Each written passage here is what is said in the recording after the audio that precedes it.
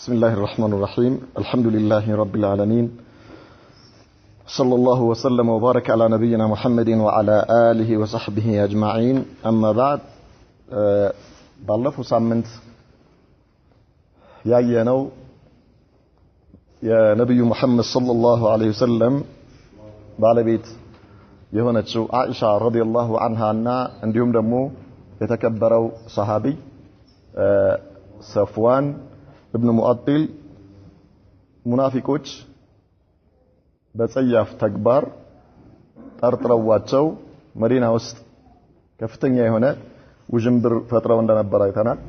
አላህ Subhanahu Wa Ta'ala መጨረሻ ላይ በዋነኝነት የአኢሻ ጉዳይና ተከትሎም ደግሞ የሰፍዋን ንጹህነት ከሰባት ሰማይ ከአርሽ በላይ እስከ ቂያማ ድረስ የሚነበቡ 10 የቁርአን አንቀጾችን እንዳወረደበት አይተን ነበር። እነዚህ የቁርአን አንቀጾች በውስጣቸው ያዟቸው መልእክቶች ከዚሁ ጋር የተገናኘ ከመሆኑ አንፃር ዛሬ እናያቸዋለን ኢንሻአላህ። ባለፈው ሳምንት የመጀመሪያውን አንቀጽ ነበር ያየነው። አላህ Subhanahu Wa Ta'ala ምንድነው ያለው? إن الذين جاءوا بالإفك عصبة منكم እነዚያ ይሄንን ቅጥፈት ይዞ የመጡት ከባድ የሆነውን ውሸት ይዞ የመጡ የሆኑ ሰዎች ከናንተው የሆኑ ጭፍሮች ናቸው አለ። لا تحسبوه شرا لكم بل هو خير لكم ይህ እነዚህ ሙናፊቆች ይዘውት የመጡት ይሄ ወሬ ይሄ ቅጥፈት መጥፎ ነው ብላችሁ አትዩት፣ እንዲያውም ለናንተ በእውነቱ ይሄ መልካም ነው አላቸው አላህ Subhanahu Wa Ta'ala ለአኢሻ ረዲየላሁ ዐንሃ እና ለቤተሰቦቿ ለነብዩ መሐመድ ሰለላሁ ዐለይሂ ወሰለም እንዲሁም ለአቡ በከርም ለእናቷም ጭምር በመቀጠል ለሰፍዋን ኢብኑ ሙአጢል ይሄ ነገር ይሄ የሙናፊቆች ወሬ ቅጥፈት መጥፎ ነው ብላችሁ አታስቡ፣ በእውነቱ እንደውም ለእናንተ መልካም ነው አላቸው አላህ Subhanahu Wa Ta'ala بل هو خير لكم لكل امرئ منهم ከእነርሱ ይሄንን ቅጥፈት ይዘው ከመጡት ውስጥ ለየአንዳንዱ ይሄን ቅጥፈት ላባዛ በዚህ ቅጥፈት ላይ ለተሳተፈ ሰው ሁሉ መክተሰበ من الاثم ከሰራው ወንጀል ከነፈሰው ወሬ የሚገኘው የስራው ውጤት ይደርሰዋል፣ ዋጋው ያገኛል ማለት ነው። والذي تولى كبره ከዚህ ውስጥ ትልቁን ድርሻ የያዘው ይህንን ወሬ እንዲጋነን ያደረገውማ منهم ከነዚህ ከሙናፊቆች ውስጥ ለሁ ለርሱ አዛቡን عظيم ከባድ የሆነ ቅጣት አለው አለን አላህ ላይ አላህ Subhanahu Wa Ta'ala ان الذين جاءوا بالافك ifk ብሎ ማለት ይላሉ ቅጥፈት ማለት ነው፣ ወይም ደግሞ የነገር ተቃራኒው ሲሆን ifk ይባላል። አኢሻ ረዲየላሁ ዐንሃ የምትታወቅበትና ሐቂቃዋ እነዚህ ሙናፊቆች ካወሩት በተቃራኒ ነው። አላህ Subhanahu Wa Ta'ala መርጦ ከተመረጠ ቤተሰብ ለተመረጡት የአላህ መልእክተኛ ለነብዩ መሐመድ ሰለላሁ ዐለይሂ ወሰለም ባለቤትነት ያጫት የተከበረችና ንጹህ የሆነች ሴትን በተቃራኒው እርሷ ከምትታወቅበት አላህ ካጎናጸፋት ባህሪ በተቃራኒው በዝሙት ነው ምን ያደረጓት የጠረጠሯት ማለት ነው። ለዚህ ነው ኢፍክ የተባለው። ኢፍክ ማለት አንድን ነገር ገልብጦ ማውራት ማለት ነው። ገልብጣ የምታወራው ነገር ሐቂቃው ሌላ ነው፣ የዛ ተቃራኒ ስታወራ ኢፍክ ይባላል። ስለዚህ በዚህ የመጡት ሰዎች አላቸው አላህ Subhanahu Wa Ta'ala ኡስበቱ ሚንኩም ከናንተ የሆኑ ጀማዓዎች ናቸው። ኡስባ ማለት አንድ አይደለም ወይ ሁለት አይደለም፣ እንደውም ጀማዓዎች ናቸው አለ አላህ። ሚንኩም የተባለው በዚያን ጊዜ ከነብዩ መሐመድና ሰለላሁ ዐለይሂ ወሰለም ከሰሃባዎች ጋር እነዚህ ሙናፊቆች አብረው ስለነበሩ ነው። ምክንያቱም ከሙእመናኖች የተወሰኑትም እዚህ ውስጥ እንዲሳተፉ ያደረጉት ሙናፊቆቹ ናቸው። አብዱላህ ኢብኑ ኡበይ ኢብኑ ሰሉል በዋነኝነትና የእርሱ ግብረ አበሮች ናቸው የዚህ ባለቤቶቹ። ስለዚህ አላህ Subhanahu Wa Ta'ala ሚንኩም ሲል ከናንተው የሆኑ ጭፍሮች ማለት ነው። እንዴት ብንል ይሄ ቅጥፈት ሲወራ ይሄ ክስተት ሲከሰት እነዚህ ሙናፊቆች አብዱላህ ኢብኑ ኡበይ ኢብኑ ሰሉልና የእርሱ ግብረ አበሮቹ አብረው ነበሩ። ለዚህ ነው በዚያ ከበኒ ገዝወት በኒ ሙስጠሊቅ ሲመለሱ ስለነበረ ከሰሃባዎች ጋር አብረው ስለነበሩ ከናንተው የሆኑ ጭፍሮች ናቸው ያላቸው ለዚህ ነው እንጂ ሚንኩም የሚለው ከናንተው ማለት ከምእመናኖች አይደለም። ለምንድን ነው ከምእመናኖች የሚለው የማይሆነው? ምናልባት ከፊሎቹ ቢኖሩም ራሱ ባለፈው ሳምንት እንዳየነው ሐሳን ኢብኑ ሳቢት ሚስጣህ ኢብኑ አሳሳና ሐመናታ ኢብነት ጀህሽ እነዚህ ተካፍለዋል ብለናል። ነብዩ መሐመድ ሰለላሁ ዐለይሂ ወሰለም ሐድ እንዲቆምባቸው አዘዋል። እዚህ ውስጥ እንዲገቡ ያደረጓቸው ሙናፊቆቹ ናቸው። ስለዚህ እነርሱ አይደሉም የሚጠየቁት። የዚህ ጉዳይ ባለቤቶቹ ሙናፊቆቹ ናቸው። ሙናፊቆቹ ደግሞ በዚያን ጊዜ በሰራዊቱ ውስጥ አብረው ስለነበሩ ነው አላህ ከናንተው የሆኑ ጭፍሮች ናቸው ያላቸው ማለት ነው። ላ ተሕሰቡሁ ሸረን ለኩም በል ሁወ ኸይሩን ለኩም። አላህ ሱብሓነሁ ወተዓላ ባለፈው ምን ብለናል? ይሄ ክስተት ምን ያህል መዲና ውስጥ የፈጠረውን ጫና አይተናል። ይሄ ወሬ ማለት ነው። በል ሐታ ነብዩ መሐመድ ሰለላሁ ዐለይሂ ወሰለም ጭምር የአኢሻ አባቷ አቡበክር ስዲቅ የነብዩ መሐመድ ሰለላሁ ዐለይሂ ወሰለም በጣም የቅርብ የሆኑ ጓደኛቸው قبل الاسلام وبعد الاسلام በል እኔ ሰውን ኸሊል አድርጌ የሚይዝ ቢሆን ኖሮ አቡበክርን አድርገው ነበር። ነገር ግን አላህ እኔን ኸሊል አድርጎ ይዞኛልና ሌላ ኸሊል አድርጌ መያዝ አልችልም አሉ። አቡበክር ስዲቅ ደረጃቸው በጣም የላቀ ነው። ከነብዩ መሐመድ ጋር ሰለላሁ ዐለይሂ ወሰለም ያላቸው ቁርኝት እስከ ህይወተ ህልፈታቸው ድረስ የዘለቀ ከመጀመሪያ ጀምሮ قبل الاسلام ከእስልምና በፊት ጀምሮ ማለት ነው። እንዲህ አይነት የልብ ወዳጃቸው የሆኑት እሳቸው የአኢሻ ረዲየላሁ ዐንሃ አባት ወላጅ የሁሉንም ልብ እንዴት እንዳደማ አይተናል። በል ከዚህ አልፎ ተርፎ የሙእሚኖች በአጠቃላይ ልብ እንዴት እንደደማ ምን ያህል ጭንቀት እንደነበረ አላህ ይሄ የቁርአን አንቀጽ አምጥቶ ነገሮችን ግልጽ እስኪያደርግ ድረስ ይህንን ነገር አላህ ለእናንተ ይሄ ነገር ክፉ ነው ብላችሁ አታስቡት አላቸው። በል ሁወ ኸይሩን ለኩም እንደውም ለእናንተ መልካም ነው አላህ። አንደኛ ምንዳ ያገኙበታል። ሁሉም ነብዩ መሐመድም ሆነ ደረጃቸው ከፍ ይልበታል። አኢሻም ረዲየላሁ ዐንሃ ደረጃዋ ከፍ ይልበታል። ሰፍዋን ኢብኑ ሙአጢል ደረጃው ከፍ ይልበታል። እና አኢሻ እና አቡበከርም ሁሉም አላህ ዘንድ ደረጃቸው ይጨምራል። ከዛልክ በእነርሱ ምክንያት የወረደው የቁርአን አንቀጽ እንደ አጠቃላይ ህግ ሆኖ እስከ ቂያማ ድረስ ሙእሚኖች እንዲሰሩበት ተደርጓል። ሌላው የእነርሱ ክብር አላህ Subhanahu Wa Ta'ala ከሰባት ሰማይ ከአርሽ በላይ ቁርአን የሚቀራ አንቀጽ በማውረድ አረጋገጠላቸው። ይሄ ትልቅ የሆነ ክብር ነው። ትልቅ የሆነ አላህ ያቀዳጃቸው ፈድል ስለሆነ በዚህ ሰበብ ይህን ነገር አግኝታችኋልና ሙናፊቆች ይህን ወሬ ማናፈሳቸው ለእናንተ ሸር ነው ብላችሁ እንዳታስቡት አላቸው አላህ። እንደውም ኸይር ነው። ዑለማዎቹ ምን ይላሉ? አንድ ነገር ሸር የሚባለው አሉ ከጥቅሙ ጉዳቱ ሲያመዝን ነው። ኸይር የሚባለው ደግሞ ጥቅሙ ከጉዳቱ ሲያመዝን ነው አሉ እንጂ ምንም ጉዳት የለበትም ማለት አይደለም። ኸይር ሲል አላህ Subhanahu Wa Ta'ala ጉዳት አለበት። ያ የተከሰተው ነገር በጣም ጎቷቸዋል። ሁሉንም ቤተሰብ ጎቶታል። ነገር ግን ከጉዳቱ አላህ ዘንዳ የተገኘው ክብር አይነጻጸርም። በጣም ትልቅ ነው። በዱንያ ላይ ይላሉ ምንም ጉዳት የሌለበት ኸይር ብቻ አይታሰብም ይላሉ።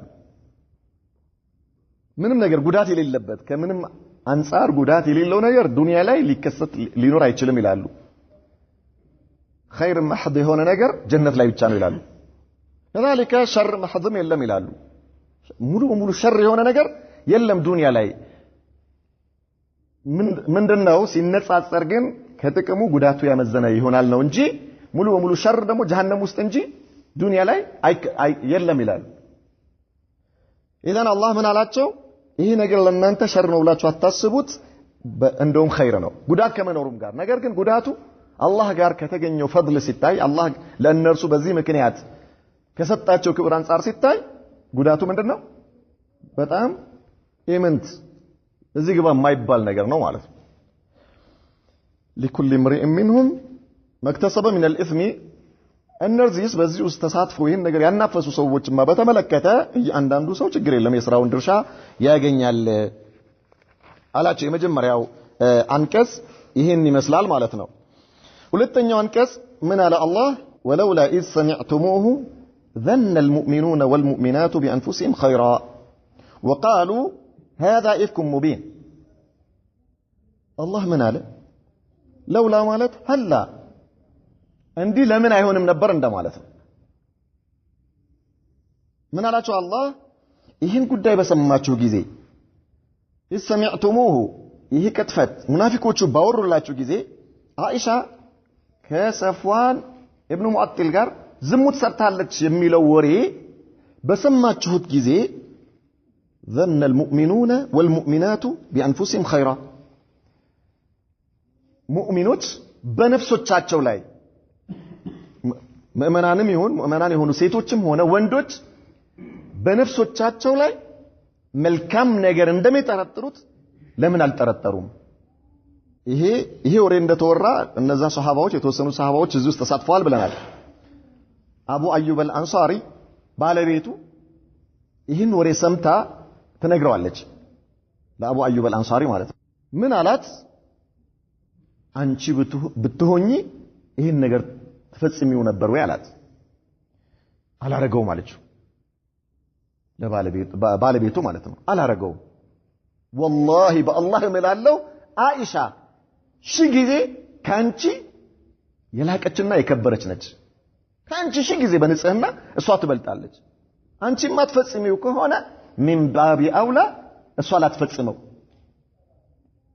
ስለዚህ አንቺ በራስሽ ላይ ይህን ነገር አስቢውና አይሻ ካንቺ ደግሞ ማን እንደሆነች ሚዛን ላይ አስቀምጠሽ አላህ ንጹህ ያደረጋት ንጹህ የሆኑት የአላህ መልእክተኛ እውነተኛ የሆኑት የአቡበክር ስዲቅ ልጅ የአላህ መልእክተኛ ባለቤት አላህ Subhanahu Wa Ta'ala الطيبون للطيبات والطيبات للطيبين በዚህ መልኩ የመረጣት ሴት ነችና ስለዚህ ዝጊያላት በዚህ መልኩ خلاص አላህ ምን አላቸው ልክ እነዚህ ሰዎች እንዳሉት ለምን አትሉም ነበር በራሳችሁ ላይ መልካም ነገር እንደምትጠረጥሩት ሁሉ በራሳችሁ ላይ መልካም ነገር እንደምታስቡት ሁሉ እንዴት በአይሻ ላይ መልካም ነገር አላሰባችሁም? ይሄ ለማን ለሙእሚኖቹ ነው ለሙናፊቆቹ አይደለም ለሙእሚኖቹ አላህ Subhanahu Wa Ta'ala ተዕዲብ ሲያረጋቸው ማለት ነው። ምን ማለት ነው? አንተ ዛሬ አንድ ሰው መጥቶ ስለ የሆነ ሰው ወሬ ሲነግርህ እኔ ሰራው ነበር ወይ ብለህ አስብና ከዚያ በኋላ ያ ሰው ምናልባት ከኔ ይሻላል ብለህ የምታስበው ሰው ከሆነ በፍጹም ብለህ ውሰድ። በፍጹም ሊሆን አይችልም በላንተ። ይሄ ነው አላህ Subhanahu Wa Ta'ala ለኛ ምን እያደረገን ያለው እየነገረን ያለው በአይሻ ጉዳይ ላይ ማለት ነው። ሙእሚኖች በነፍሶቻቸው ላይ መልካም እንደሚያስቡት ለምን በሷም ላይ አላሰቡም? وقالوا هذا إفك مبين ይሄ ግልጽ የሆነ ውሸት ነው ለምን አላሉ? ምክንያቱም አይሻን ያቋታልና በአይሻ ላይ ይሄ ነገር ሊከሰት እንደማይችል ሊጠራጠሩ አይገባም። አይሻን ያቋታል። ሙእሚኖች ናቸው፣ አማኞች ናቸው። ከሰባት ሰማይ ከአርሽ በላይ አላህ Subhanahu Wa Ta'ala በጅብሪል አማካይነት ሰላምታ ያወረደላት ሴት ነች አይሻ ማለት ሱብሃንአላህ። በሷ አማካይነት ጅብሪል ልኮ ማለት ነው። ስለዚህ ማንነቷን ያውቃሉ። እንዴት አላሉ? لولا جاءوا عليه بأربعة الشهداء ታዲያ እነዚያ ሰዎች ይህን ቅጥፈት ያወሩት ሰዎች አራት ምስክር ይዘው ለምን አልመጡም? እውነታቸውን ከሆነ ይሄ ነገር አይሻ ፈጽመው ከሆነ አራት ምስክር ይዘው ለምን አልመጡም? አለ አላህ فإذ لم يأتوا بالشهداء مسكر የማያመጡ ከሆነ فأولئك عند الله هم الكاذبون እነርሱ ናቸው አላህ ዘንድ ውሸታሞች አለ አላህ አራት ምስክር ካላመጡ በስተቀር። ኢዘን ዝሙት አንድ ሰው በዝሙት ሲጠረጠር ዝሙት አከሊት ዝሙት ሰርታለች ከእከሌ ጋር ስትል ባለፈው እንዳልነው በእስልምና አራት ምስክር ግድ ነው ብለናል። እከሌ አንተ ባለቤትህ ከእከሌ ጋር ዝሙት ሰርታለች ብለህ ለመክሰስ አራት ምስክር ታመጣለህ። አራት ምስክር ካላመጣ ጀርባህን ለጅራፍ አዘጋጅ የሸሪዓ አገር ከሆነ ካልሆነስ አላህ ዘንድ ያለውን ቅጣት ፍራ ነው በፍጹም አራት እነዚህ ምስክሮች በዝሙት ላይ የሚመሰክሩ ሰዎች እከሌና እከሊት ቤርጎ ሲገቡ አይቻቸዋለሁ አይደለም ቤርጎ ገብተው አንሶላና ብርድ ልብስ ለብሰው አንድ አልጋ ላይ ተኝተዋል ብሎ መመስከር አይቻልም የሁለቱም ሰዎች ብልት እንደ መርፌና እንደ ክር ሆኖ በአይኔ አይቻለሁ ብሎ ነው የሚመሰከረው ይሄ ካልሆነ ባለፈው እንዳልነው ሶስት ሰዎች በዚህ መልኩ መስክረው አንደኛው በዚህ መልኩ አላየውም ነገር ግን አንድ ብርድ ልብስና አንድ አንሶላ ለብሰው አንድ ላይ ተኝተው አይቻቸዋለሁ ቢል ሶስቱ ሰዎች ይገረፋሉ ይመሰከሩት ሶስቱ ይገረፋሉ የነገሩ ክብደት ምን ያህል እንደሆነ አላህ Subhanahu Wa Ta'ala አያመጡም ነበር ያለ አራት ምስክር አያመጡም ነበር ካላመጡስ እነርሱ ናቸው አላህ ዘንድ ውሸታሞች አለ ከእሷ ከአኢሻና ከሰፍዋን ኢብኑ ሙአጥል ጊዜ ጀምሮ እስከ ቂያማ ድረስ ይሄ ነገር ምን ሆነ ሸሪዓ ሆነ ሸሪዓ ምን በዝሙት አንድ ሰውን ከከሰሰ አራት ምስክር ያምጣ ካልሆነስ የሸሪዓ አገር ከሆነ ጀርባውን ለግርፋት ያዘጋጅ ካልሆነ ደግሞ አላህ ፊት ያለውን ቅጣት ይፍራ ነው ከዚያ ምን አለን አላህ ወለውላ ፈድሉላሂ ዐለይኩም ወረሕመቱሁ ፊዱንያ ወልአኺረቲ ለመሰኩም ፊማ አፈድቱም ፊሂ ዐዛቡን ዐዚም ምን አላቸው ለእነዚህ ለሶስቱ ሙእመናኖች ወለውላ ፈድሉላሂ ዐለይኩም ወረሕመቱሁ በእናንተ ላይ የአላህ ችሮታና እዝነቱ ባይኖር ኖሮ አላቸው ባይኖር ኖሮ في الدنيا والآخرة بقربتم عالم هنا بمجرشايتو أجر بآخرة لاي لمسكم بنكاتشو نبرة فيما أفدتم فيه بجباتشو بات نجر وريو بزي وري مالتنا منافقوش بميان نفسوت وري من بميلو عائشة كسفوان قال اندي هاي ترقي تفتس مالج تبلو يتنفس لو وري لاي جبتو نبر النزي مؤمنوش አንዳንዴ ውሸት በጣም ሲበዛ ደካማ ልብ ያላቸው ሰዎች እውነት ይመስላቸው በጣም ብዙ ሰዎች እዚህ ውስጥ ተሳታፊ ይሆናሉ እነዚህ ምስኪን ምእመናኖች የሙናፊቆቹ ወሬ በጣም ከመግነኑ የተነሳ እነርሱም ቀልባቸው ውስጥ ምን ሆነ ይሄ ነገር ገባባቸውና በወሬ ውስጥ ተሳታፊ ሆኑ ስለዚህ አላህ ምን አላቸው በእናንተ ላይ የአላህ ችሮታው ባይኖር ኖሮ እዝነቱ ባይኖር ኖሮ አላህ ባያዝንላችሁ ኖሮ በመጨረሻይቱ ዓለም ሆነ በዱንያ ላይ ምን ባገኛችሁ ነበር አላቸው አዛቡን አዚም ከባድ የሆነ ቅጣት ያገኛችሁ ነበር አላቸው ነገር ግን አላህ ምን አደረገ ተውበታችሁን ተቀበላችሁ ማለት ነው ዱንያ ላይ ሐድ ቆመባቸው አኺራ ላይስ ተውበታችሁን አላህ ተቀብሎ ከጀሃነም እሳት ነጃ አላቸው ማለት ነው በኢማናቸው ምክንያት በሰሩት ከዚያ በፊት ለእስልምና በከፈሉት ዋጋ ምክንያት በመልካም ስራቸው ምክንያት ልባቸው ውስጥ በነበረው ኢማን ምክንያት ከነብዩ መሐመድ ጋር ሰለላሁ ዐለይሂ ወሰለም ባደረጉት ልፋታቸው ምክንያት ነው አላህ ይህን ከባድ ወንጀላቸውን ሰርዞላቸው ተውበታቸውን የተቀበላቸው ማለት ነው ለማን ለሙእሚኖቹ አመል ሙናፊቆቹማ እዚያ ምንም ነገር በማይጠቅምበት ቀን ከአላህ ጋር ይገናኛሉ የሥራቸውን ዋጋ ያገኛሉ إذ تلقونه بألسنتكم وتقولون بأفواهكم ما ليس لكم به علم على الله በምላሳችሁ በተቀባበላችሁት ጊዜ አላቸው ይሄ ወሬ وتقولون بأفواهكم በአፋችሁ በተናገራችሁት ጊዜ ما ليس لكم به علم ለእናንተ በእርሱ ላይ ዕውቀት የሌላችሁ ስትሆኑ አላቸው ለምትሉት ነገር ለምታወሩት ነገር وتحسبونه هينا ቀላል አድርጋችሁ ታዩታላችሁ وهو عند الله عظيم ነገር ግን ይሄ አላህ ዘንድ በጣም ከባድ ነው አለ አላህ ናሂክ አን ከውኒሃ አኢሻ ረዲየላሁ ዐንሃ ይሄ ጉዳይ የአኢሻ ጉዳይ ባይሆን የሰፍዋን ጉዳይ ባይሆን ሰሃቢ ጀሊል አኢሻ ረዲየላሁ ዐንሃ በዚህ መልኩ አላህ ንጹህ ያደረጋት የንጹህ አባትና እናት ልጅ ሆና የንጹህ የአላህ ባሪያ የአላህ መልእክተኛ የነብዩ መሐመድ ሰለላሁ ዐለይሂ ወሰለም ባለቤት ሆና ይቅርና አንድ ተራ አማኝ ሴት ብትሆን ይሄ ነገር ከባድ ነው ባልዋለችበት ባልሰራችው ነገር ክብሯን በዚህ መልኩ መንካት፣ ቅስሟን በዚህ መልኩ መስበር፣ በዚህ መልኩ እንዲህ አይነት በጥፎ ስም ሰጥቶ እንዲህ አይነት ስሜቷን ንጽህናዋን የሚያጎድፍ ነገር መናገር ተራ አማኝ ሴት ብትሆን አላህ ዘንድ ምንድነው ከባድ ወንጀል ነው ይሄ። فما بالكم عائشة ላይ ታዲያ ምን አለ አላህ إذ تلقونه بألسنتكم በምላሳችሁ ስትቀባበሉት አለ። ወደ ራሳችን እንመለስና ራሳችንን እንይ። ለነዚያ ለሰሃባዎች ነው ምን ያደረጋቸው እየወቀሳቸው ያለው ማለት ከሙናፊቆች ጋር ይሄን ነገር እነሱም አብረው ምን በማድረጋቸው ተቀባብለው በማውራታቸው። ሙናፊቆቹ ባህሪያቸው ነው፣ ስራቸው ነው። በሙእሚኖች መካከል ረብሻ መፍጠር ነው። የሙእሚኖችን ልብ ማቁሰል ነው ሁሌም አላማቸው። ነገር ግን ምእመናኖቹስ በምላሳቸው ስትቀባበሉት አለ። ምን ማለት ነው በምላስ መቀባበል ማለት? የሆነ ሰው መጥቶ ወደ ያወራልሃል፣ አንተ ለሌላው ሄደህ ታወራለህ፣ ያኛው ለሌላው ሄዶ ያወራል። ከየት አገኘው ሲባል እከሌ ነግሮኝ ነው ይላል። ሱብሃንአላህ። የሆነ ቦታ ላይ አንዱ ሰው አቁሞ ሲጠይቅ ምን ከየት አገኘው ሲለው ምን ይለዋል? እከሌ ነግሮኝ ነው። ወደ ሁለተኛው ትወርዳለህ። አንተ ከየት አግኝተኸው ነው? እከሌ ነግሮኝ ነው። ያን ወደዛ ትወርድና ስትጠይቀው እከሌ ነግሮኝ ነው ይላል። መጨረሻ ላይ የመጨረሻው ሰው ከየት አመጣኸው ሲባል ባዶ ነው፣ ቅጽፈት። ኢማ ምቀኝነት ነው ይሄ ወሬ እንዲያወራ ያደረገው።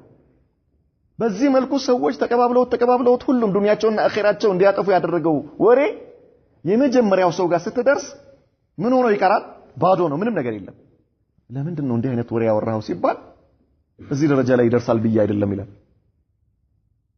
እንዲያወራው ያደረገው ኢማ ሐሰድ ምቀኝነት ምቀኝነት እንዲያነሳሳቸው የሚያደርጉ ነገሮች በጣም ብዙ ናቸው። በጣም ብዙ ማለት ነው። አንዱ በስልጣን ስትበልጠው ውስጡ የበቀል የምቀኝነት እሳት ይነዳል። አንዱ በስራ ስትበልጠው፣ በትርፍ ስትበልጠው፣ በጥቅም ስትበልጠው የበቀል እሳት ውስጡ ይንቀለቀላል፣ ይነዳል። አንዱ በእውቀት ስትበልጠው ውስጡ የበቀል እሳት ይንቀለቀላል። ያ ውስጡ እየነደረ ያለው ነገር እኔ እከሌ በዚህ መልኩ በዚህ ጉዳይ ላይ ስለበለጠኝ ነው ብሎ ማውራት አይችልም። ስሙን ላጠፋው ፈልጋለሁ ማለት አይፈልግም። ምን ያደርጋል? የሆነ ወሬ ያመጣና ይሄ ወሬ ምን እንዲሆን ያደርጋል? የዚያን ሰው ቅስም እንዲሰብር ያደርጋል። የዚያን ሰው ሞራል እንዲነካ ያደርጋል። የዚያን ሰው ክብሩ እንዲነካ ያደርጋል። በዚህ ነገር ላይ ምን ሁሉም እጁን ይነክራል። መጨረሻ ላይ እዚሁ ዱንያ ላይ አላህ ፊት አይደለም፣ እዚሁ ዱንያ ላይ ምናልባት አንድ ቆሞ ከየት አመጣኸው? ቃለ ፉላን እከሌ ነግሮኝ ነው። መጨረሻ ላይ የለም። ለም የተሰበት። ለዚህ አላህ ስብሓነሁ ወተዓላ ምን አለ? ያ አዩሃ አለዚነ አመኑ ኢን ጃአኩም ፋሲቁን ቢነበኢን ፈተበየኑ አን ቱሲቡ ቀውመን ቢጀሃለትን ፈቱስቢሁ ዐላ ማ ፈዐልቱም ናዲሚን አለ አላህ። ይሄ እያንዳንዱ ሙእሚን በራሱ እንደሚጠየቅ አላህ እየነገረን ነው። አንድ ሰው መጥቶ አንተ ወሬስ ያወራልሃል። ኢን ጃአኩም ፋሲቁን ቢነበእ፣ አንድ ፋሲቅ የሆነ አላህን የማይፈራ ማለት ነው። አላህን የማይፈራ የሆነ ሰው ኢማ ራሱ ፋሲቅ ሊሆን ይችላል፣ ኢማ ኸበሩ ፋሲቅ ሊሆን ይችላል። ምናልባት የምታምነው ሰውዬ ቢሆን ሰውየው የሚታመን ሰው ሊሆን ይችላል። አንተ ጋር መጥቶ የሚያወራልህ ሰውዬ የምታምነው ሰው ሊሆን ይችላል። እሱን ማመንህን አይደለም። ኸበሩ ፋሲቅ ሊሆን ይችላል። እሱም ጋር ራሱ ሲደርስ ፋሲቅ ሊሆን ይችላል። እሱ ራሱ ሳያረጋግጥ አንተ ጋር መጥቶ ሊሆን ይችላል። ለአንተ ያደረሰው ሰውዬ እኮ ምናልባት አላህን የሚፈራ ነው ልትለው ትችላለህ። አንተ ኢማን ያለው ነው ልትለው ትችላለህ። የቀራ ነው ልትል ትችላለህ። እሱ ራሱ ሸርጡን ሳያሟላ ተቀብሎ ወደ አንተ አምጥቶታል። ምን ብሎ? እከሌ እንዲህ አይነት ነገር አድርገዋል ብሎ ማለት ነው። አንተ ከየት መጣ በለው። አላህ ያዘዘ ይሄንን ነው። እከሌ ነግሮኝ ነው የሚለው አላህ ፊት መልስ አይደለም። ለምን? ያ አዩሃ አለዚነ አመኑ እናንተ ያመናችሁ ሰዎች ሆይ ኢን ጃአኩም ፋሲቁን ቢነበኢን ፈተበየኑ ነው ያለው አላህ። እያንዳንዱን ሙእሚን ነው እያነጋገረ ያለው። እናንተ ያመናችሁ ሰዎች ሆይ አንድ ወሬ በመጣላችሁ ጊዜ ከየት እንደመጣ አጣሩ አለ አላህ። ምን ከማድረግህ በፊት አንተ ወደ ሌላ ከማስተላለፍህ በፊት ማለት ነው። ለሌላ አሳልፈህ ከማውራትህ በፊት ለምን ከዚያ ቀጥሎ በሚመጣው ነገር አንተ ትጠየቅበታለህ። አላህ ፊት አላህ ይጠይቅሃል። እንኳን ልታስተላልፈው አይደለም አንተም ራስህ የዛን ሰው ክብር ብትነካ አላህ ይጠይቅሃል። አንቱ ሲቡ ቀውም ቢጃሃላ አላህ ሰዎችን በመሐይምነት ባለማወቅ በስህተት ክብራቸውን ነክታችሁ ሞራላቸውን ነክታችሁ ዲናቸውን ነክታችሁ ተጸጻይ ትሆናላችሁ በኋላ አለ አላህ። ከምትጸጸቱ መጀመሪያውን ምን አድርጉ? አጣሩ። ይተለቀውነው ቢአልሲነቲኩም በምላሳችሁ ስትቀባበሉት ወተቁሉነ ቢአፍዋሂኩም በአፋችሁ ስትናገሩት አለ አላህ። ከየት መጣ ሳትሉ ሳታረጋግጡ አንዱ ለሌላው ሲያቀባብል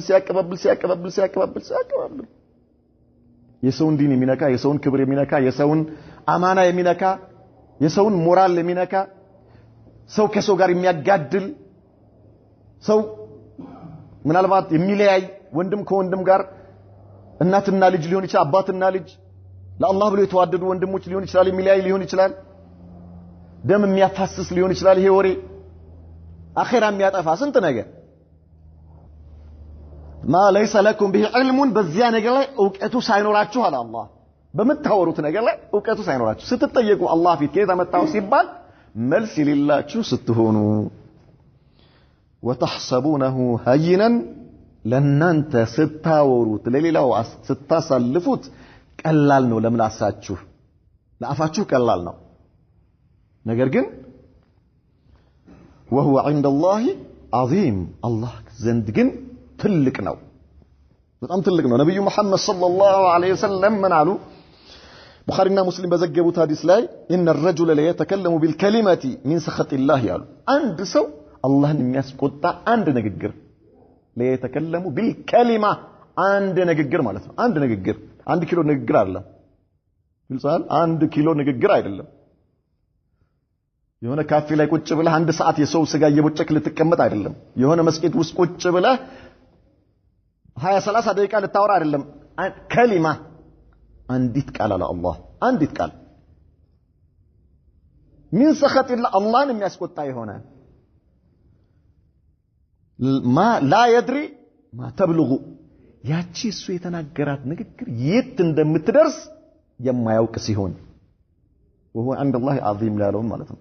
የት እንደምትደርስ አላህ ዘንድ ምን አይነት ክብደት እንዳላት የማያስብ ሲሆን የማያስተውል ሲሆን አንዲት ቃል ይናገርና የህዊ ቢሃ ፊናር በእርሳት ውስጥ ይወረወራል። በዚህ ምክንያት በዚያች ንግግር ምክንያት ጀሃነም ውስጥ አብዓደ ማ በይነ السماء والارض በሰማይና በምድር መካከል ካለው ርቀት በበለጠ መልኩ ጀሃነም ውስጥ ይወረወራል። በዚያች ንግግር ምክንያት አለው። በአንዲት ንግግር በዚያች አላህን በመታስቆጣ ንግግር ምክንያት ሰውየው ትኩረት ሳይሰጠው ቦታ ሳይሰጠው ማኪያቶ እየጠጣ ቡና እየጠጣ ሻይ እየጠጣ አላህን የሚፈራ መስሎ መስጂድ ውስጥ ቁጭ ብሎ ሱብሃንአላህ አንዲት ንግግር 1 ሰዓት በዚህ ምክንያት በሰማይና በምድር መካከል ያለው ርቀት ያክል ጀሃነም ውስጥ ይወረወራል አሉ የአላህ መልእክት። ወሁ ዐንደላሂ ኢሽ ዐዚም። ከዚያ ምን አለ አላህ? ወለውላ ኢዝ ሰሚዕቱሙሁ ቁልቱም ይህን ወሬ በሰማችሁ ጊዜ ለምን አላላችሁም አላቸው አላህ። ተዕዲብ ነው ይሄ ሁሉ ምእመናኖችን አላህ ስርዓት እያስያዘ ነው። ምን መሆን እንዳለበት ሰዎች ወሬ በሚደርሳቸው ጊዜ በማንኛውም ጉዳይ ላይ ምን አይነት አቋም ሊኖራቸው እንደሚገባ እስከ መጨረሻው ድረስ ሄደው ያንን ነገር ማረጋገጥ ግድ ይላቸዋል። ቅድም ብያቸዋለሁ፣ ጅብሪል አይመጣም። አሁን ማንም ሰው ስለ ሰው ሲያወራልህ ያወራልህ ሰውዬ 100 ኪሎ የሚመዝን ይሁን 80-90 ኪሎ የሚመዝን ይሁን ጅብሪል አይደለም። ተጠንቀቅ። ዝም ብሎ እንዳመጣልህ አትቀበል። 10 ሜትር ጥምጣም ቢጠመጥም 10 ሜትር ጅብሪል አይደለም። ይሄ ሰውዬ አንተ ጋር የመጣው ማለት ነው ሰው ነው። ለስተት የሚዳረግ ሰው ነው። ከስተት የጠራ አይደለም፣ የተጠበቀ አይደለም። ነፍስያ ያለበት ሰው ነው። ሸይጣን በላዩ ላይ የሰፈረበት ሊሆን ይችላል ተከታትሎት የሚያሳስተው ሰው ሊሆን ይችላል እስከ መጨረሻው ድረስ ሄድና አጣራ ቀደም አላህ በነገረን ምክንያት መሰረት ስለዚህ ወለው ላይ ሰሚዕቱሙ ቁልቱም ብትሉ ምን አለበት ማ የኩኑ ለና አን ነተከለመ بهذا ለኛ በዚህ ልንናገር አይገባንም ሱብሃነከ هذا بهتان عظيم ይሄ ጌታችን ወይ ጥራት ይገባህ ይሄ ግልጽ የሆነ ትልቅ ውሸት ነው በሉ ይሄን ካላችሁ hatta በዚህ እናንተ ውሸት ነው በሉና እውነት ቢሆን ራሱ አትጠየቁ ግልጽ ነው አይደል እንዴ አንድ ሰው ስለሌላ ሰው መጥቶ ሲያወራልህ አንተ ውሸት ነው ብለህ መልስበት ያ ነገር እውነት ቢሆንም አንተ ለምን ውሸት አልክ ተብለህ አትጠየቅም አላህ ፊት ማለት ነው ገብቶናል የሰውን ክብር የሚነካ ነገር ከሆነ ግልጽ አይደል እንዴ እኔ ይሄን አላምንም እከሌ እንደዚህ ያደርጋል ብዬ አልቀበልም በለው ችግር የለም አድርጎም ይሁን አንተ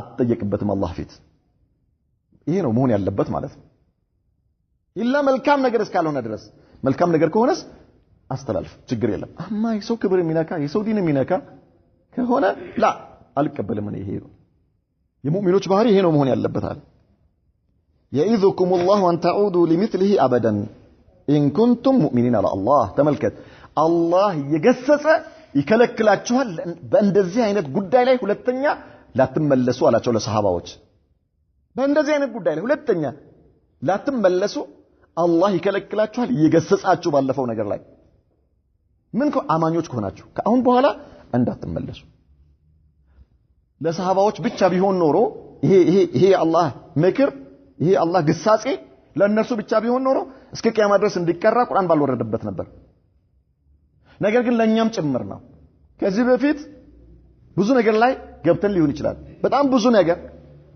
አስተላልፈን ሊሆን ይችላል በጣም ብዙ አበላሽተን ሊሆን ይችላል ነገር ግን ተጠንቀቁ አለ አላህ ተጠንቀቅ አሁን በኋላ እጅን ሰብስብ ምላስን ሰብስብ በገዛጀ የጀሃነም ጉድጓድ አትማስ ويبين الله لكم الآيات والله عليم حكيم الله ለእናንተ ተአምራቶቹን ግልጽ ያደርግላችኋል አላህ አዋቂና ጥበበኛ የሆነ ጌታ ነው በማንነታችሁ ያውቃል እንዴት አድርጎ ደግሞ ባሮቹን ወደሚበጃቸው መንገድ እንደሚመራ የሚያውቅ የሆነ ጥበበኛ ጌታ ነውና አላህ ይመክራችኋል ይያለና إن الذين يحبون أن تشيع الفاحشة في الذين آمنوا النزيا بأمانيوش مكاكل ጸያፍ የሆነ ነገር እንዲስፋፋ የሚፈልጉ የሆኑ ሰዎች ሙእሚኖች እርስ በርሳቸው እንዲባሉ የሚያደርግ እርስ በርሳቸው እንዳይተማመኑ የሚያደርግ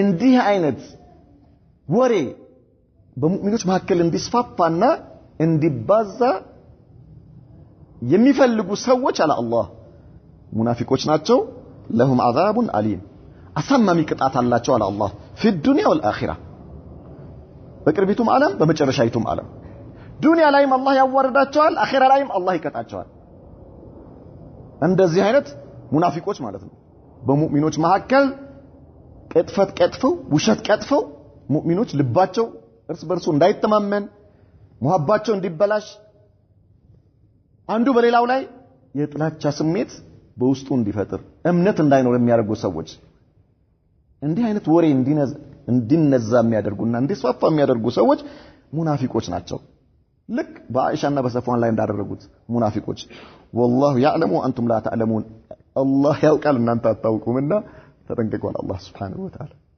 አላህ የስራቸውን ዋጋ ደሞዛቸውን ይከፍላቸዋል ለእንደነዚህ አይነት ሰዎች ይሄ ተግባር የማን ተግባር ነው የሙናፊቆች ተግባር ነውና እናንተም ተጠንቀቁ ነው አላህ ይያለን ያለው ማለት ነው እንዲህ አይነት በሙእሚኖች መካከል ወሬ ያ اخي በሌላ የቁርአን አንቀጽ ላይ አላህ Subhanahu Wa Ta'ala وإذا جاءهم أمر من الأمن أو الخوف أذاعوا به ምን አላህ የሆነ ጉዳይ በመጣቸው ጊዜ አለ አላህ Subhanahu Wa Ta'ala أذاعوا به ይሄን ነገር ይዘው አናፈሱት አለ አላህ ይሄን ነገር ይዘው አናፈሱት ዛሬ መነሻው ከየት እንደሆነ ሳታውቅ ብዙ ሙስሊም ወንድሞቻችን ምን ያደርጋሉ ፌስቡክ የሚሉት ነገር አለ አይደል እዛ ላይ ይወስዱና ፖስት ያደርጉታል ከየት አመጣው አይታወቅም አሁን ከምላስ ሰዎች እርስ በርስ መቀባበል ቀርቶ ለአንዱ ለማውራት ጊዜ ይወስድባል እንዴ በአንድ ምሽት ምናልባት 10 ሰው ብታገኝ ነው እንደው በጣም ጎበዝ ከሆንክ ማለት ነው ውሸት ለማውራት ለማስፋፋት ዛሬ ግን በጣም የሚረዳ ሸይጣን በጣም ደስ የሚል ማሻአላህ ሳትለፋ ምንም ሳትደክም የጀሃነም እንድትሆን መንገድ አዘጋጀልህና ምን ይሄን ወሬ ምን አድርገው ፖስት አድርገው ይልሃል ሄዳ እዛ ፌስቡክ ላይ ለጥፈው በአለም ስንት ሰው ነው የሚያገኘው በአንድ ሰከንድ ውስጥ ይሄ ወሬ ለስንት ሰው ነው የሚደርሰው ዛሬው ሶሻል ሚዲያ ላይ ወስደህ የለጠፍከው ወሬ ለስንት ሰው ነው የሚደርሰው በአለም ላ ኢላሃ ኢላላህ ቁጥሩ ይታወቃል አይታወቅም አላህ ምን አለ እንደነዚህ አይነት ሰዎች አንድ የሆነ ወሬ በመጣቸው ጊዜ የሆነ ጉዳይ ሲደርሳቸው አለ አዛኡ ቢህ ይነዙታል ያባዙታል ወለው ረዱሁ ኢለላህ ወኢለ الرسول وإلى أولي الأمر منهم لعلمه الذين يستنبطونه منهم الله من አለ በዚህ ቁርአን አንቀጽ እነዚህ ሰዎች አለ ወደ አላህ መልእክተኛ ወደ ዕውቀት ባልተቤቶች በመለሱት ኖሮ እነርሱ ይሄንን ሳያስፋፉና ሳያባዙ ሳያሰራጩት እነዚያ የዕውቀት ባልተቤት የሆኑ ሰዎች ይሄ ነገር መወራት አለበት ወይስ የለበትም ይሄ ነገር መሰራጨት አለበት ወይስ መሰራጨት የለበትም ብለው ጨምቀው ያወጡትና መሰራጨት ካለበት ያሰራጩታል ካልሆነ በዚያው ሞቶ እንዲቀር ያድርጉት ነበር ነገር ግን እነርሱ ለዚህ ጊዜ አያገኙም የሚፈነዱ ይመስላቸዋል ካላባዙት ይሄንን ወሬ ስለዚህ ምን ያደርጉታል ይነዙታል አለ ያባዙታል إن الذين يحبون أن تشيع الفاحشة في الذين آمنوا لهم عذاب أليم في الدنيا والآخرة بكربتم بمجرشيتم والله يعلم وأنتم لا تعلمون إن أنت أتوكم على الله ولولا فضل الله عليكم ورحمته وأن الله رؤوف رحيم كذا عندي هنا توري لاي إن الزيا صحابات سلتساتفوا من على شاء الله ولولا فضل الله عليكم ورحمته يا الله شروطنا إذنته بنانت لاي باينور نور على شاء الله الأمان باروتشو من يهل أزاني እንደሆነ እንመልከት ባይኖር ኖሮ አላህ ችሮታው በእናንተ ላይ ባይኖር እዝነቱ وان الله رؤوف رحيم አላህ በጣም ሩህሩህና አዛኝ ባይሆን ኖሮ በማን በአማኝ ባሮቹ ላይ ቅጣት ባገኛችሁ ነበር በዚህ ሰበብ ነገር ግን ቅድም እንዳልነው አላህ አዛኝ ጌታ ስለሆነ ለአማኝ ባሮቹ ምን ያደርጋል ተውበታቸውን ይቀበላቸዋል ከጀሃነም እሳት ይጠብቃቸዋል ዱንያ ላይ ጀሃነም ላይ የሚጠብቃቸውን ቅጣት እንዲቀልላቸው ያመቻችላቸዋል ያ አዩሃ الذين آمنوا على الله እናንተ ያመናችሁ ሰዎች ሆይ لا تتبعوا خطوات الشيطان የሸይጣንን እርምጃ አትከተሉ አለ መላእክት አይደለም መጥቶ ይሄን ወሬ አስራጭ የሚልህ ሸይጣን ነው በተለያየ መልኩ ያንተን አኺራ አጥፍቶ ያንተን ዱንያ አበላሽቶ ከዚህ አንተ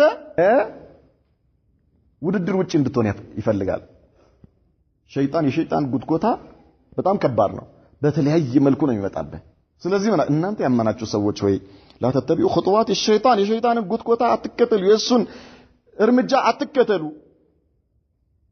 ومن يتبع خطوات الشيطان የሸይጣንን እርምጃ የሚከተል ሰው فإنه يأمره بالفحشاء والمنكر ሸይጣን ያንን ሰው በጸያፍና በሚጠላ ነገር ያዘዋል እሱ ደግሞ ተቀብሎ ይሄን ነገር ተግባራዊ ያደርጋል ምክንያቱም ከአላህ ትእዛዝ ርቀዋል ከነብዩ መሐመድ ሰለላሁ ዐለይሂ ወሰለም ትእዛዝ ርቀዋል የማንን ትእዛዝ መቀበል ጀምረዋል የሸይጣንን ትእዛዝ ሸይጣን ደግሞ አላህን የሚያስደስት ነገር አይደለም የሚያዝህ ነብዩ መሐመድ ሰለላሁ ዐለይሂ ወሰለም የሚያስደስት ነገር አይደለም አኺራህን የሚያመቻች ነገር አይደለም የሚያዝህ አኺራህን የሚያጠፋ ዱንያህንም የሚያወድምብህ ነገር ነው ምን የሚያደርግህ የሚያዝህና አትከተሉ አለ አላህ ولولا فضل الله عليكم ورحمته يا الله اذنتنا ችሮታው ባይኖር ኖሮ ما زكى منكم من احد ابدا እንዴት እየነገረን እንደሆነ እንመልከት አላህ ከናንተ ውስጥ አንድም ሰው በፍጹም አይጠራም ነበር አለ አላህ አንድም ሰው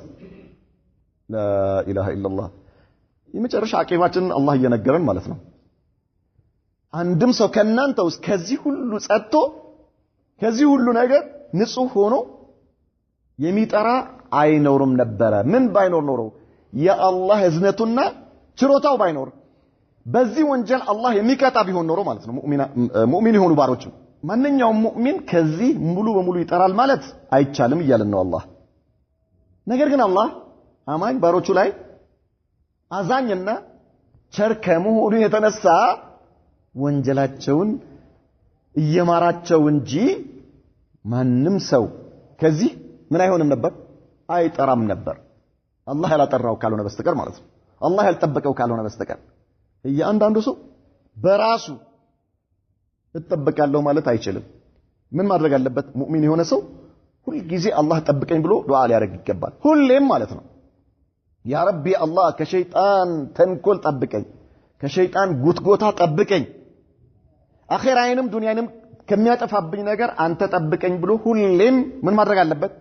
ወደ አላህ ሁሉ ጊዜ ሙእሚን የሆነ ሰው ሁሌም ወደ አላህ ነው መንጠልጠል ያለበት ማለት ነው። ሁሌም ካልሆነ እኛ የአላህ ወዳጅ ከመሆን ይልቅ የመላእክቶች ወዳጅ ከመሆን የነብዩ መሐመድ ሰለላሁ ዐለይሂ ወሰለም ወዳጅ ከመሆን ይልቅ የሚገራልን የሸይጣን ወዳጅ መሆን ነው። ሸይጣን እንዴት አድርጎ ወዳጁ እንደሚያደርገን አናውቅም። ነገር ግን ማወቅ የምንችልበት አጭር መንገድ አለ። የሸይጣን ወዳጅ እንዴት ልንሆን እንደምንችል አላህ እርም ያደረገው ነገር በአጠቃላይ መስራት የሸይጣን ወዳጅ ያደርጋል። ነብዩ መሐመድ ሰለላሁ ዐለይሂ ወሰለም ክልክል ያደረጉት ነገር መስራት በአጠቃላይ የሸይጣን ወዳጅ ያደርጋል። ከዚህ ነገር መራቅ የአላህ ወዳጅ ያደርጋል፣ የነብዩ መሐመድ ሰለላሁ ዐለይሂ ወሰለም ወዳጅ ያደርጋል። ግን ማን ነው የሚወጣው ከዚህ? አላህ የጠበቀው። ስለዚህ እኛ ምን ማድረግ አለብን? ሁሌም ወደ አላህ መማጸንና ወደ እርሱ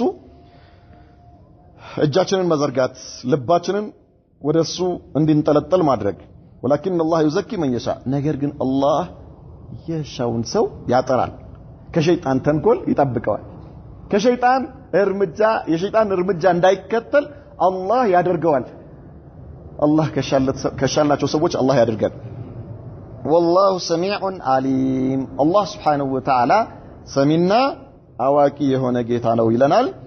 እነዚህ የቁርአን አንቀጾች በአኢሻ እና በቤተሰቦቿ ከዛሊከ በሰፍዋን ኢብኑ ሙአጥል አማካይነት የወረዱ 10 የቁርአን አንቀጾች ናቸው። ነገር ግን ለሁላችንም ፊታችንን እንደምናይበት መስታወት ራሳችንን የምናይባቸው አንቀጾች ናቸውና ራሳችንን ንጹህ ልናደርግባቸው ይገባል ማለት ነው ኢንሻአላህ። አቅሙ የለንም በርግጥ አላህ ራሱ ካላገዘን በስተቀር ማለት ነው። የመጨረሻው ቁልፋችን የሚሆነው አላህን ከልባችን ለምነን እርሱ እንዲወፍቀንና ከዚህ አላህ እንዲጠብቀን እሱን መማጸን ነው። አላህ ይጠብቀን። نكتفي بهذا وصلى الله وسلم وبارك على نبينا محمد وعلى آله وصحبه وسلم.